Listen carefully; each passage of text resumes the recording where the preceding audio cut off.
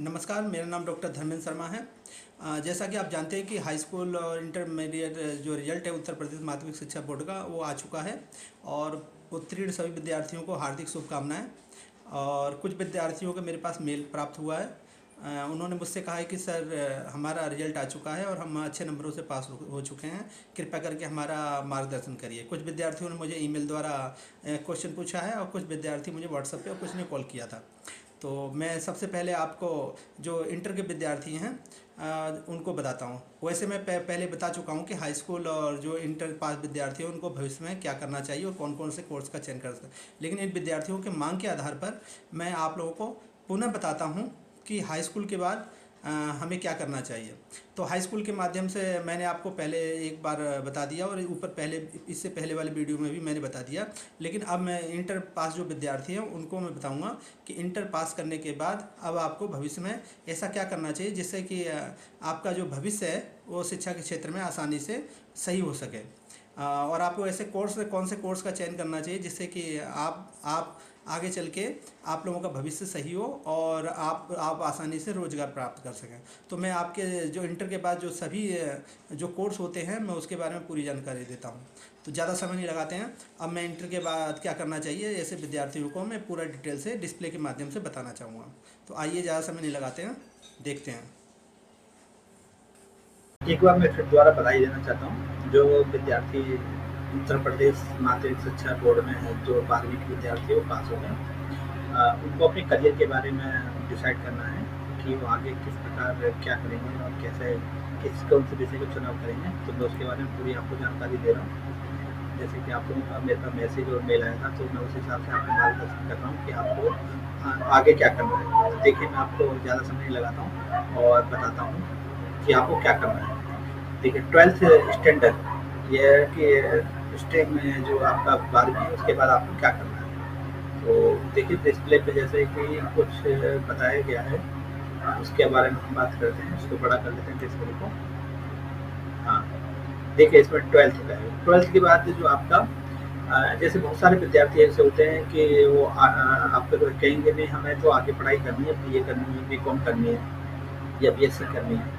तो इसके बाद एक तरीके से जैसे कि 12th में आपके पास साइंस है तो आप बीएससी कर सकते हैं। और इसी तरह मान लो कि यदि आप आर्ट साइड के स्टूडेंट हैं 12th में तो आप ये कर सकते हैं। और यदि कॉमर्स के स्टूडेंट हैं 12th में तो आपको कॉमर्स यानी बीकॉम ले सकते हैं। तो एक तो क्षेत्र हुआ कि आप ग्रेजुएशन कंप्लीट कर सकते हैं, लेकिन समय की मांग को देखते हुए आपको इसके साथ साथ कोई स्किल का भी काम करना चाहिए, जो कि क्योंकि जो समय चल रहा है स्किल इंडिया का, प्रधानमंत्री भी जैसे बताते रहते हैं कि स्किल का जो क्षेत्र है दिन पर दिन बढ़ता जा रहा है। तो जाहिर है कि आप इसके साथ में कोई स्किल की जानकारी मिले, जैसे मान लीजिए कि किसी कंप्यूटर के बारे में टैली सीखें, हार्डवेयर सीखें, सॉफ्टवेयर सीखें, मोबाइल रिपेयरिंग का भी, ये भी साथ में इसके आपको होना चाहिए इस लाइन में जा रहे हो। यदि आप साइंस के स्टूडेंट हैं तो पैथोलॉजी है या अन्य चीज़ है।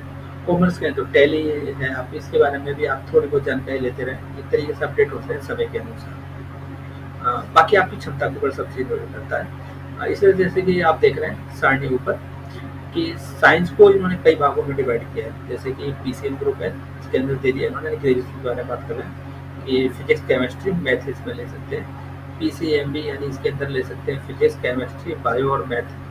तो एक तरीके से मान लीजिए कि मैथ इसमें नहीं मिलता है, फिजिक्स केमिस्ट्री और बायो मिलता है इसके अंदर। इस तरह आर्ट साइड में जो सब्जेक्ट है इसमें आप ले सकते हैं history, political science, sociology, geography और साइकोलॉजी। ये आपकी चॉइस को करके आप लेना चाहते हैं। कॉमर्स में अकाउंट है, बिजनेस है, इकोनॉमिक्स है, इंफॉर्मेशन प्रैक्टिस है और मैथमेटिक्स, यानी एक तरीके से स्टैटिक्स कह सकते हैं। पीसीबी पीसीबी में भी हम फिजिक्स केमिस्ट्री और बायो इसमें चुनाव कर सकते हैं कि हमें क्या लेना है साइंस वाले ग्रुप में।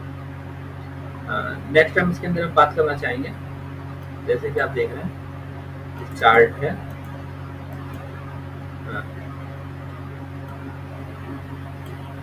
देखिए, बहुत सारे विद्यार्थी ऐसे कहेंगे कि नहीं सर हमें ये बीएससी या फिर बीए या बीकॉम ग्रेजुएशन हमें कंप्लीट पूरी नहीं करनी है, हमें दूसरे क्षेत्र में जाना है, हमें जो परिवार हमारी आर्थिक स्थिति अच्छी नहीं, इसलिए हमें जॉब की हमें साथ में तैयारी करनी है।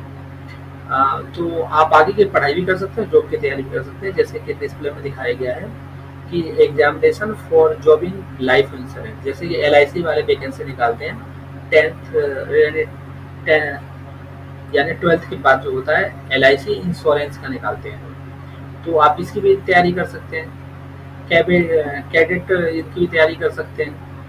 लेडीज कांस्टेबल की भी तैयारी कर सकते हैं। जेंट्स है तो कांस्टेबल की तैयारी कर सकते हैं। इंटर के कांस्टेबल के लिए मतलब इंटर के बाद कांस्टेबल की ड्यूटी एक तरीके से आप ड्यूटी के लिए तैयारी कर सकते हैं, यानी जॉब की। उसके लिए क्या है कि आपकी लंबाई चौड़ाई सही हो, फिजिकल जो आपका सब हो सही हो। इस तरह एयरमैन का होता है, टेक्नीशियन का, ठीक है। नेवी, वो नेवी के जो होते हैं, नेवी में भी आप जा सकते हैं। इसी तरह आपका बहुत सारी वैकेंसी है इसके अंदर, जैसे कि डिस्प्ले के माध्यम से दिखाया गया। इसी तरह मान लो सब इंस्पेक्टर की तैयारी कर सकते हैं। यदि आप मान लीजिए कि एयरफोर्स की तैयारी कर सकते हैं आप, क्योंकि CDS टाइप के इस तरीके से बहुत सारे जो निकलते हैं उनमें आप जा सकते हैं।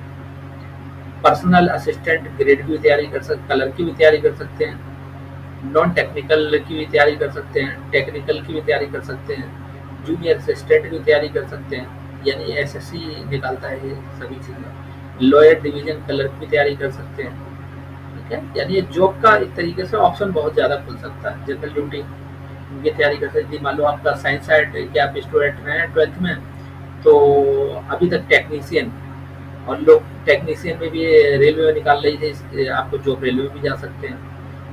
टीचिंग जॉब, मान लो अलग से कोई डिप्लोमा करके आप टीचिंग जॉब भी कर सकते हैं इसी तरह। यानी आप देख सकते हैं डिस्प्ले में किस प्रकार के कैसे कैसे जॉब निकल रहे हैं। इंडियन आर्मी में भी आप बहुत से ट्राई कर सकते हैं अपनी क्षमता के अनुसार कि उसमें कैसे आप क्या आपकी क्वालिफिकेशन है, फिजिकल हेल्थ आपका ठीक है या नहीं है, तो उसमें आप जा सकते हैं।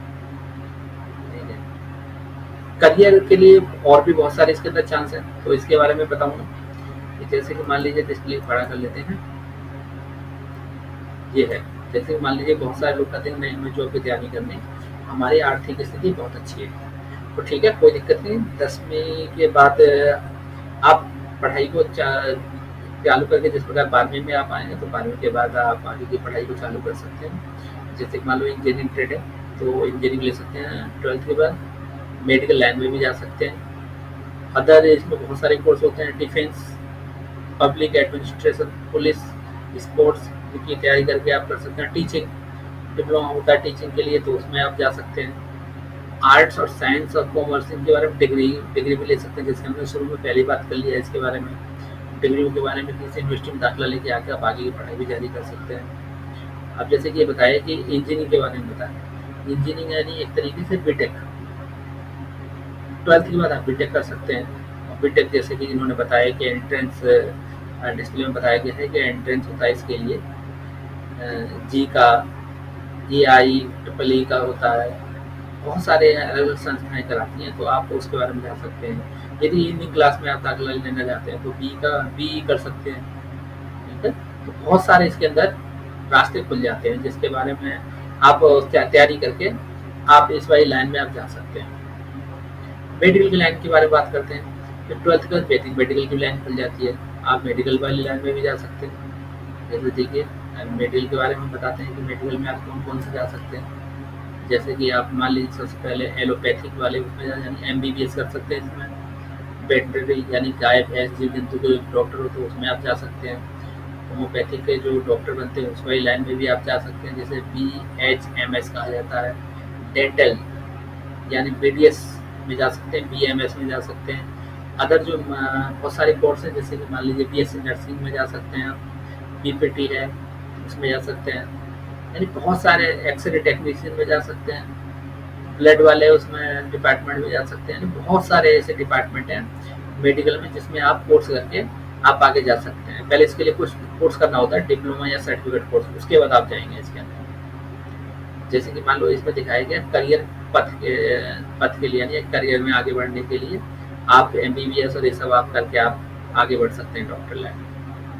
इसी तरह इसमें जो बताया गया है कि आप ग्रेजुएशन में दाखिला ले सकते हैं, जिसमें पहले हमने इसके बारे में बता दिया है कि कौन कौन से इसमें BA BCom BSc इनके अंदर आप जा सकते हैं। कुछ इसमें कोर्स और भी बताए गए हैं कि जैसे ये देखिए चार्ट के माध्यम से बताया गया सीधे कि बीए, बीएससी, बीकॉम में जैसे बताया था, इसी तरह एलएलबी में जा सकते हैं, जिसमें कि एलएलबी प्लस आपका ग्रेजुएशन दोनों साथ-साथ होता रहेगा, बीसीए या बीबीए इनमें जा सकते हैं, ठीक है। आप उसके बाद आप मान लीजिए ऐसे कर लेंगे यूजी को कंप्लीट करने के बाद फिर आप पीजी कर सकते हैं, आप टीचर बन सकते हैं, जैसे कि इसमें चार्ट में आपको दिखाया गया है। उसके बाद एंड में आप पीएचडी भी कर सकते हैं, एलएलएम कर सकते हैं, यदि एलएलबी आपने कर रखा है तो, बीसीए कर रखा है तो आपका एमसीए कर सकते हैं, बीबीए कर रखा है तो आपका एमबीए कर सकते हैं इसके अंदर, ठीक है। बहुत सारे इसके अंदर स्कोप है, उसके उसी तरीके से आप उसमें जा सकते हैं। आप इसी तरह मान लो टीचिंग के बारे में, जैसे मान लो 12th कर लिया आपने, आप टीचिंग लाइन में भी जा सकते हैं, जैसे कि डीएलएड करके आप जा सकते हैं प्राइमरी में। आप बहुत सारे इसमें सर्टिफिकेट कोर्स निकलते हैं, उसमें आप करके आप आगे बढ़ सकते हैं। जैसे कि देखिए एक साथ दिखाया हुआ है इसके अंदर टीचिंग के बारे में। हेल्थ का होता है 12th के बाद होता है 4 साल की बीएड होती है, जिसमें ग्रेजुएशन प्लस बीएड कराई जाती है, और एक होती है बीपीएड, जिसमें हेल्थ के बारे में, खेल के बारे में जो टीचर जो बनते हैं उनके लिए होता है। और इसको करके आप एमएड कर सकते हैं और साथ में जॉब कर सकते हैं, और उसके बाद एमएड वाले क्या पीएचडी भी कर सकते हैं और जॉब भी कर सकते हैं। यानी ये लाइन आपकी खुल गई।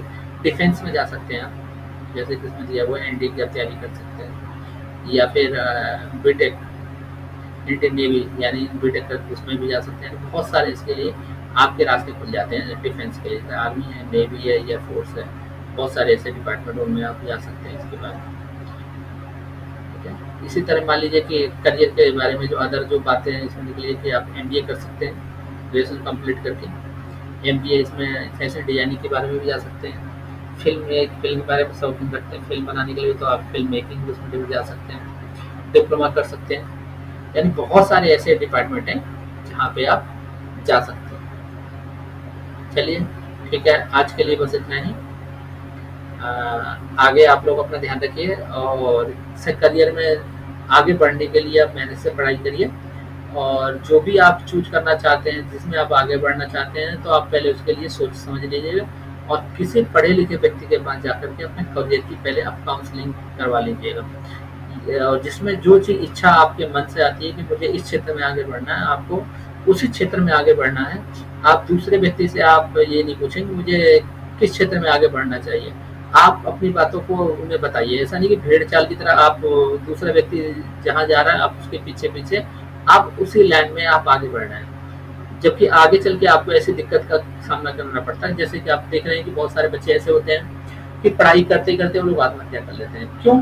क्योंकि उन पर प्रेशर बहुत ज़्यादा होता है, उनके मन मुताबिक जो चीज़ें होती पढ़ाई की वो नहीं होती है, क्योंकि उन्होंने दूसरे की बातों में आकर के उन्होंने कोर्स का चयन करते हैं। जैसे कि मान लीजिए बहुत सारे माता पिता ऐसे होते हैं, बच्चा इंजीनियर बनना चाहता है तो माता पिता कहते हैं तुम्हें डॉक्टर बनना है, तो जाहिर है कि बच्चे के मन के हिसाब से बात नहीं हुई है, तो इसीलिए बच्चा गलत सब्जेक्ट के चुनाव के कारण या गलत विषय के चुनाव के कारण रास्ता अलग पकड़ लिया है, तो बच्चे का मन नहीं लगेगा, तो जाहिर है या तो बच्चा फेल होगा, या फेल नहीं होगा तो बच्चे के नंबर कम आएंगे। जैसे कि बच्चा स्वयं को गिल्टी महसूस करेगा कि दूसरे लड़के के नंबर ज़्यादा है, मेरे साथी के नंबर ज़्यादा है, मेरे नंबर कम आए।